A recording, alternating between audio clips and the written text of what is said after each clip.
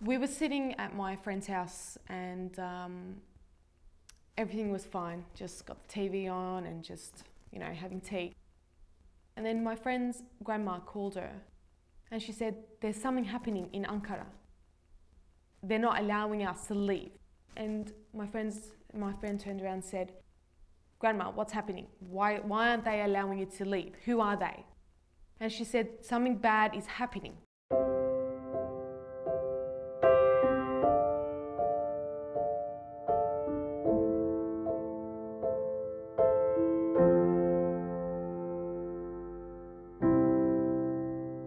Istanbul is my first love.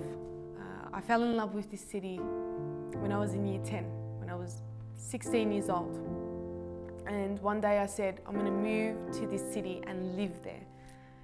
And it stole my heart so much that it's been 2 years since I've been living in this city.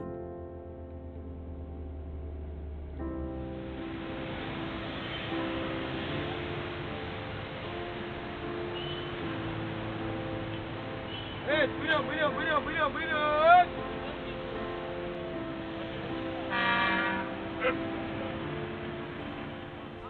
Istanbul is loud, it's busy.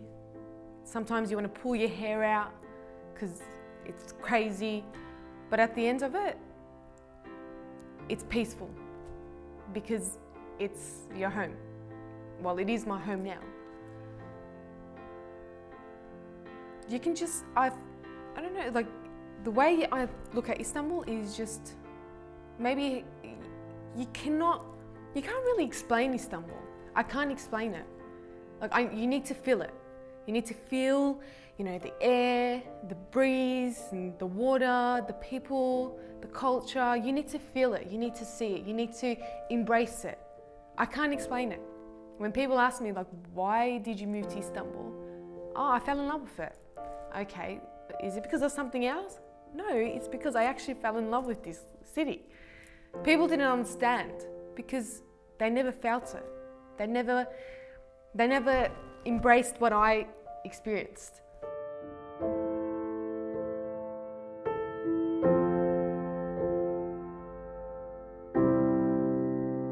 We all got scared and we're like, what's happening? Like, what's happening to the grandma? What's happening to our friend's grandma? And then we opened news channel. And first thing that we saw was the Bosphorus, the bridge, and the army all lined up. And we thought, what's going on? Is this a terrorist attack? Is what's happening? And then below, it didn't really give information. So the news wasn't, it just said, you know, the military is out on the bridge and they're trying to secure something. But what? There was no confirmation, there was no answers, and it was kind of scary.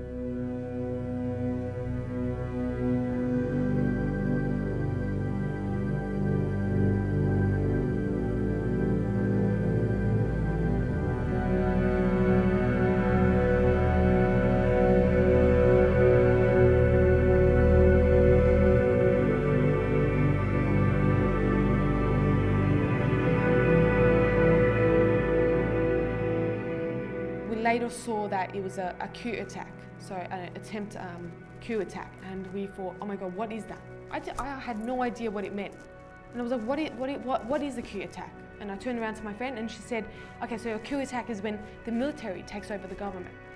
I was like, okay, wait, hold on, this is serious. This is serious. This is not jokes.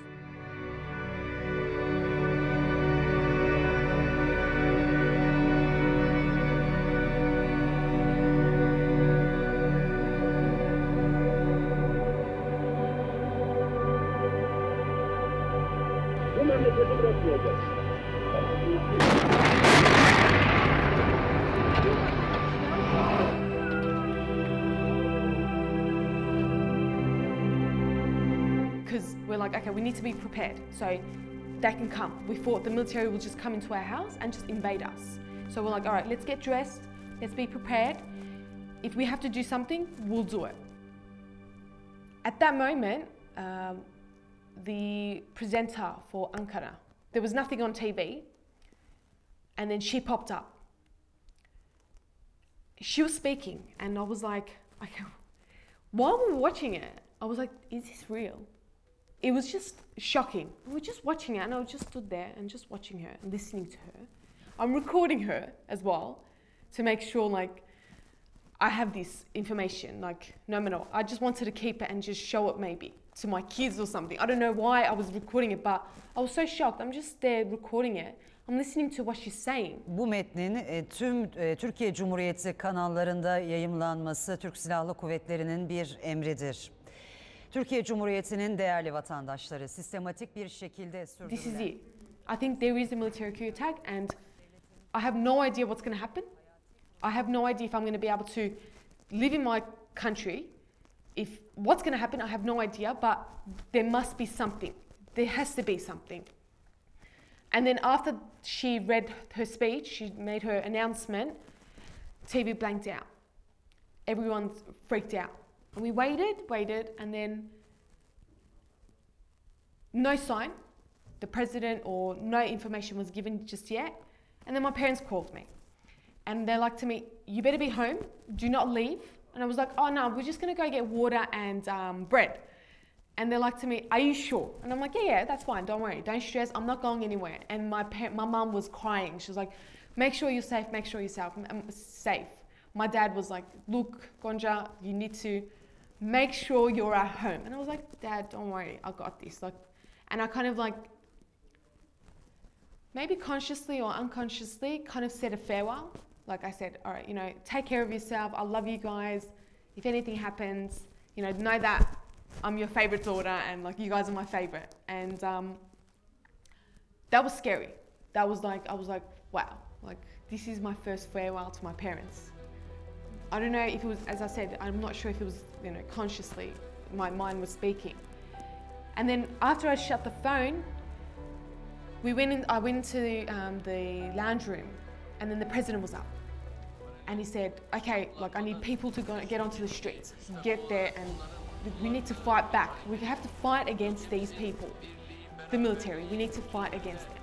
Yönelik bu harekete karşı inanıyorum ki milletçe vereceğimiz...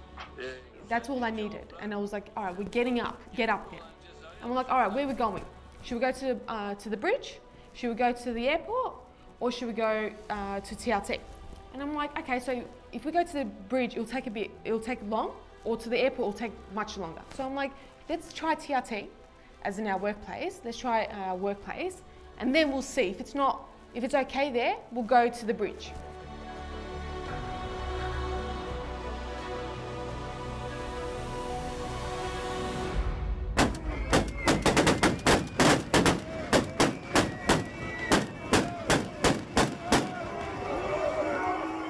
So we jumped onto the cab, and then we drove. Cab went up, and then I was, just before I got out of the cab, like I was opening my door, I'm looking at my workplace, and there was an army, one soldier walking, and I was like, oh my God, what? I opened the door, I got out, and I just looked at him, and I got my phone, and I'm just recording him, and I'm like, what is this, what's going on? And I saw a soldier, one soldier, and then when I just leaned a bit, there was more soldiers walking.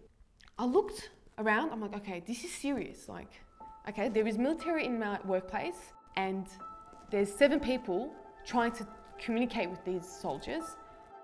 I was more shocked, I was disappointed. I was very shocked and disappointed. While I was waiting, a cop car came. But the cop car didn't stop, and it reversed back, and it left. That really scared me. And I was like, well, we're on our own. There's no one protecting us, only God, no one else. Eventually, people started coming. And we're like, all right, great, more people coming, more people coming. In 15 minutes, there was like 25 people. And I was like, all right, good, this is really good. And it got me happy, I was like, this is really good. And when I got there, a civilian was talking to one of the soldiers. As I watched the civilian and the soldier speak the same language, I was nothing but disappointed, because they're sharing the same nationality, the same flag, the same language, and they're understanding each other, but they're not understanding each other. It was very confusing because I just didn't understand what was the reason. After I kind of was just a little running around with my camera and just recording everything, back in my head I'm like, okay, this is not funny. This is not like a show that you should record. This is serious and everyone needs to see this. So I started, you know, sending it to my friends, like through, you know, social media. I just wanted everyone to see what was going on, and it was happening right here, right now. One person was screaming, you know, you're our heroes. You are our, you know, you've done so much for our country. You know, we're in this together. You know, come here, come forward, and I'm sure everything will be fixed. Why are you doing this? You shouldn't be doing this. We love you. You're our heroes. You know, you've been protecting our country, and now it's the time to protect our country again. While the other one was, you know, swearing because of anger, because of disappointment. So you've got two people with different approach, but for the same reason. And then out of nowhere, one man, while they were talking, one man jumped onto the truck. One civilian jumped onto the truck, and then out of nowhere, guns started shooting.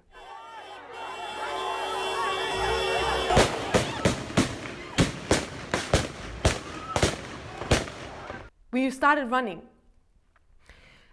So we kind of we lay down on the road. I was very like, I wasn't upset. I was so angry. Like I needed to take my anger out because I was just annoyed at these so-called Turkish military force and what they've done, what they're doing to these Turkish civilians.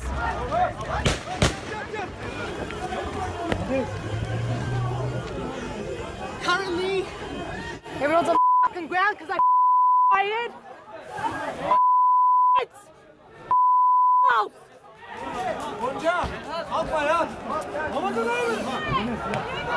I'm fine.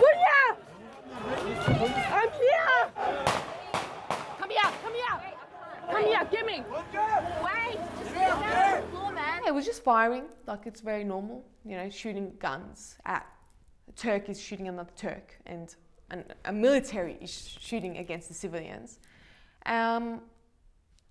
We lay down there for about 5 minutes. It didn't stop, so we had to kind of run towards the car so we felt a bit more safe. So we're like, okay, we need to run. If it fires against us, if we get shot, we get shot. There's nothing that we can do. So we got up, kind of, you know, leaning towards the road. We got up, we just stood up there and just ran towards the cars and just stood behind the cars. And then I screamed out my other friend's name and said, where are you? Like, as long as 3 of us were together, I was fine. Because before we left to go to our workplace, all of our parents said, we will never forgive you if anything happens to you. And that was running through my mind, that it was like my parents, their parents, as long as we're fine, we've got no issues at the moment. Because you need to, when you're in that state, you care about everyone, but you need to care about the people that, you know, have been in your life more than all these people. Okay, we'll wait here, we'll watch it, but what can we do? There was basically nothing. When we're there, I thought we were doing nothing. But later on, I realized, yeah, we did something. People came, more people came. And at that moment, that's when the jets started flying past. And one jet flew. I've never heard anything like that. Never, that loud. It was so loud. And I was like, if it fires, we're gone. Because it flew over our heads and I felt it. So we kind of like ducked each other. It was just different. It was something that I wish I never lived, but I'm glad that I lived because it was an eye opener for how things run. How people can be so arrogant and selfish and not human. no matter what, if anyone asked me again when I was recording through all my social media, what are you doing there? Get out of there. Don't be there. Are you stupid? What's your, like, why, you know? And I was like, no, what do you mean, why? I need to be here. I need to be here. We all need to be here. And it wasn't because I was trying to be, even after it, it's not because I was just showing people, oh, you know, I was there. No, it was because this is our country. I can lose this city. I can lose Istanbul. Yeah.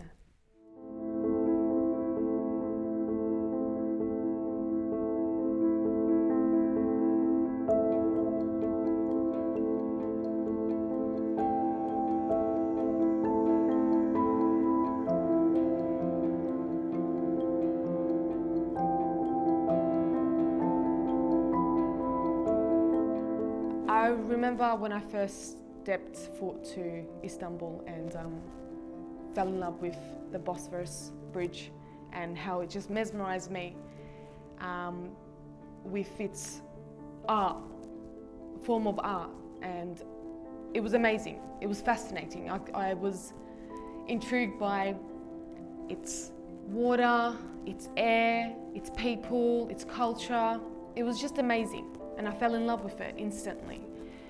It's the only city that actually brings two continents together, Asia and Europe. You don't really see that everywhere, and it's honestly amazing.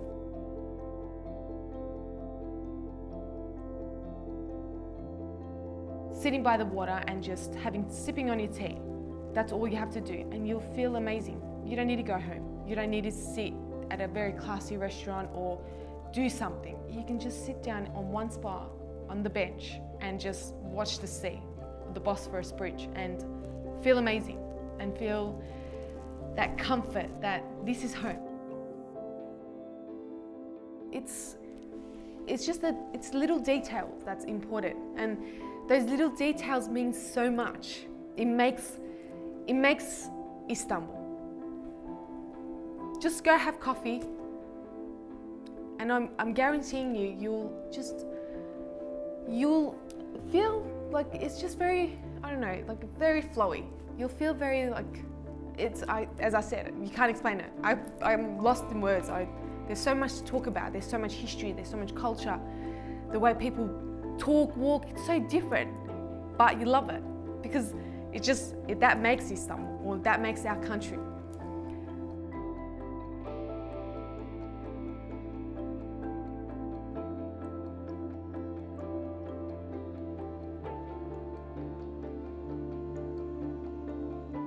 Everywhere is just mesmerizing. You fall in love.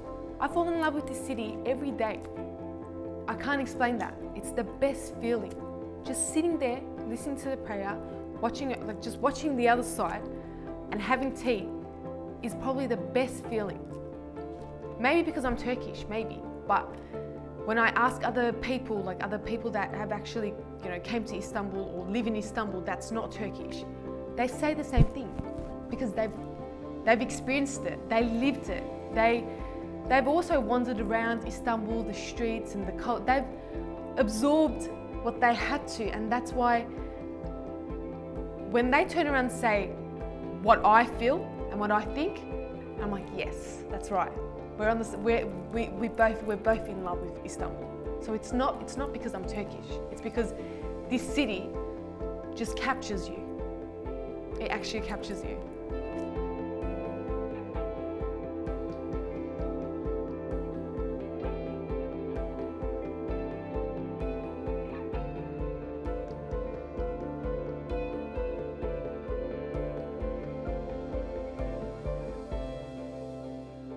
Until you're in that situation, until you're in that environment, no one will be able to understand you, why you did it. You can't explain that because it's not why, it's I have to, I need to. It had to be done.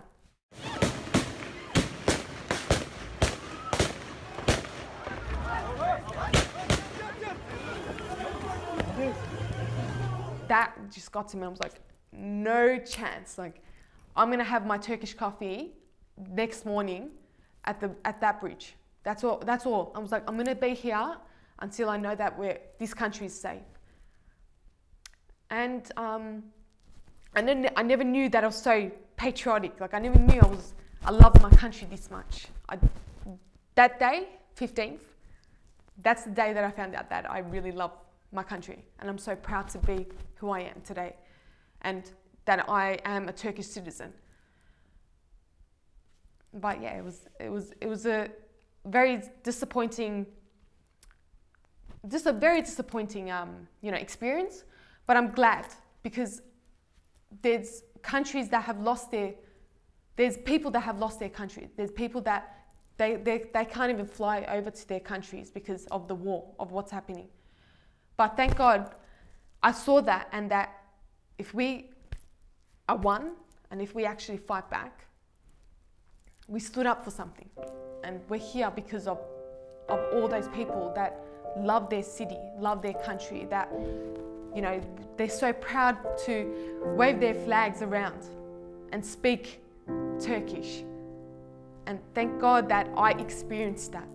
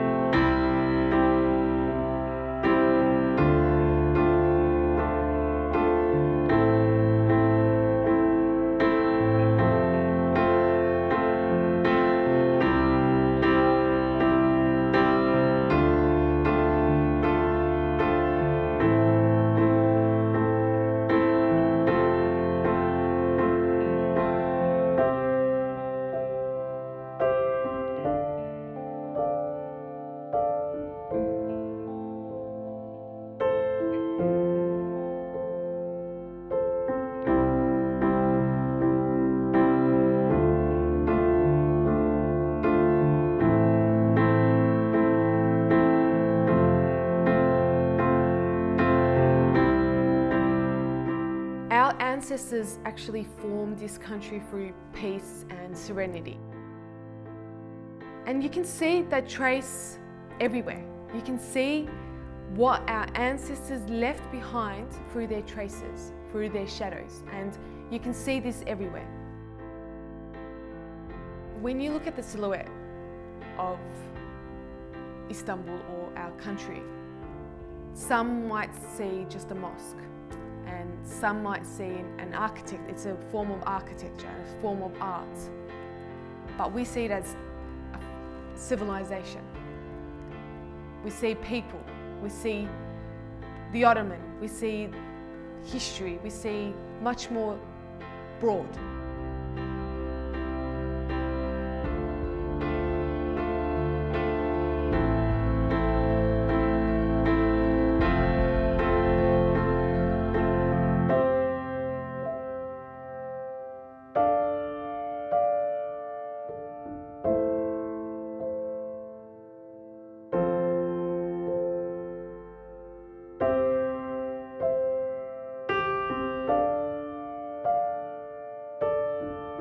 My name is Gonja. I live in this city.